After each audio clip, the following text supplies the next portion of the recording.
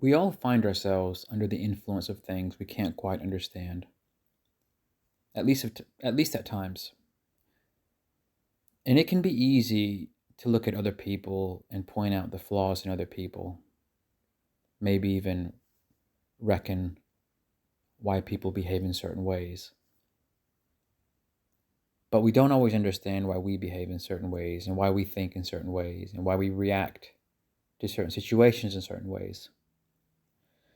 Because it can be more difficult to recognize our own shortcomings than to point out the shortcomings in others. It's true, everyone has an ego. Not everyone has an extreme ego problem, but everybody has a certain level of ego. The way we want to see ourselves, the way we want to believe we are, and things about ourselves that don't quite fit with the persona that we would like to be, sometimes we can repress those things. And even though those things are repressed, they still do influence us, even if we push them into our subconscious. And that's what the shadow self is about. There was this author, I think it was Carl Jung, who talks about the shadow self and how that drives us and why sometimes we struggle to come to terms with it. Some might even say it's a long, treacherous journey to actually meet and understand your shadow self, because the ego sometimes makes it difficult to make that journey. But I think someone once used the expression that, and I quote, "Only man who goes through darkness can make progress," end quote. So even if your shadow self, those drivers of who you are, even if you've pushed it into your subconscious because it doesn't fit with the superficial version of you that you want to carry out into society, it's still part of your unconscious being, and it's still part of you. And they say that your shadow self contains gold. It contains the solution of everything about you, if only you can integrate it with the personality that you carry outwardly. And even though your shadow self, your subconscious, which hides in your subconscious, they say it only becomes hostile. It only becomes negative when it's ignored and suppressed. But if you can open yourself to it, you can communicate with it, that you have solutions. You can communicate almost with, you get certain insights, understandings that can take you through the most difficult situations, and you can understand.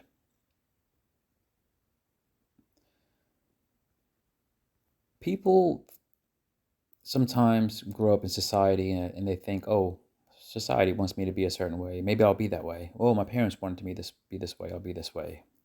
Or, you're trying to impress a certain crowd, so you have to be a certain way that impresses the crowd. But when the,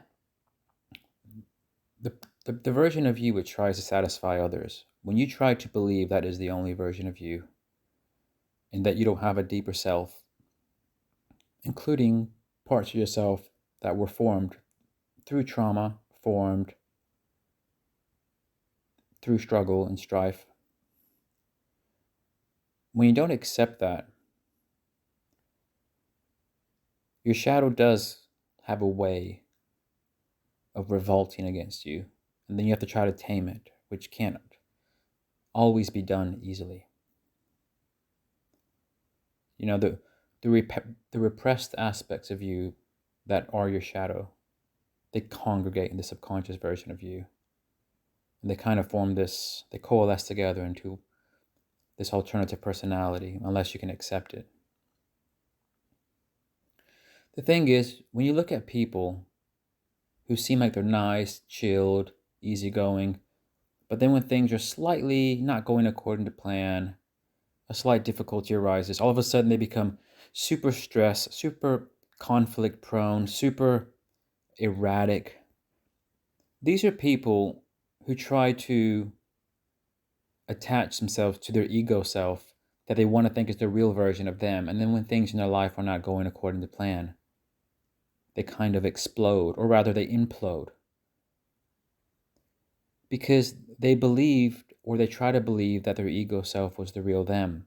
And they've never come to terms with certain traits, the gold within them, that even though it could have been formed through trauma or just normal life, life is as good as it is bad. Even people who don't suffer trauma of any type, well, even people who don't suffer severe trauma of any type, they still have certain shadow traits. It's when you don't come to terms with it that you do lose control sometimes, because those traits work their way to the surface when your ego can't keep itself intact. So that ego version of us that we like to believe is the real us, it doesn't represent us in our totality. And when you understand yourself more fully, when you can look within, you can look at yourself for all the traits that you possess, positive, negative, everything in between, you actually get a better understanding of your positive traits. Because when you understand the parts of you that could use a working on, the parts of you that are wounded, the parts of you that are unhealed, the parts of you that are maladapted, you also understand your strengths better. You also understand the parts of you that appeal to people better. And, of course, you can work on the other traits and you can try to bring them to the surface and then transform those into an evolved version of yourself. But you can't evolve something that you can't quite bring to the surface, or that you can't quite acknowledge is even there.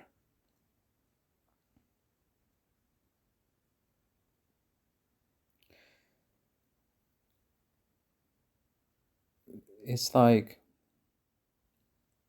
healing. If you can bring your full self to the surface, it is more possible to heal. And people talk a lot about, personality disorders. I talk a lot about that. Sometimes people have suffered such severe trauma, or they have such a severe disordered aspect about themselves, that they push certain things. Maybe it's a fear of abandonment. Maybe it's a fear of being shamed. Sometimes they push these things so deep into their core that they can never quite reach those things. Some people can never quite reach certain shadow traits. And when you can never quite reach those shadow traits, you camouflage it permanently with an overcompensating measure. And that's why you have some people that are disordered, like narcissism, psychopathy, and all these other disorders that are perpetual, where people don't have the ability to actually see their maladaptive traits because they've just pushed it a bit too far. People who are on the spectrum of being disordered, sometimes it's difficult for them to heal. It's difficult for them to bring certain suppressed traits to the surface to help them improve those. But most of us who are not disordered, everybody's got these traits that they suppressed either consciously or subconsciously. Most of us have the ability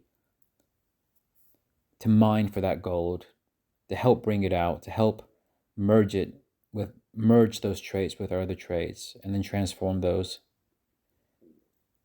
shadow traits into a more evolved version, which actually suits us better. And that's, I think, the most important thing is, if you don't allow yourself to look within, if you don't allow yourself to acknowledge your own core wounds, your own suppressed traits that maybe your ego self doesn't want to consciously acknowledge, then in a way, those suppressed traits, which can be your enemy, they're your enemy because your shadow traits tend to attack you when things aren't going exactly to plan. Your shadow traits tend to attack you when the version of you that you want to believe is the real and only version of you can't be sustained because things aren't going according to plan. If you don't have the ability to look in and bring those traits to the surface to the point where you can work on them, then it's like you have this enemy. You have this enemy, but you don't understand the enemy. You don't know who the enemy is, and you don't understand the enemy. So you can't deal with it. You can't negotiate with it. You can't reach a truce with it. You can't come to peace with it. You can't be friends with it.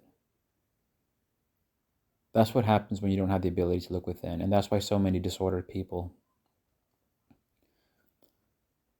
either are extremely unstable or they project so heavily in other people, their own negative traits, to the point other people basically lose it, either through depression, anxiety attacks, suicidal thoughts, actual suicide, so on and so forth. And that's what happens to people who don't have the ability to bring that to a better place.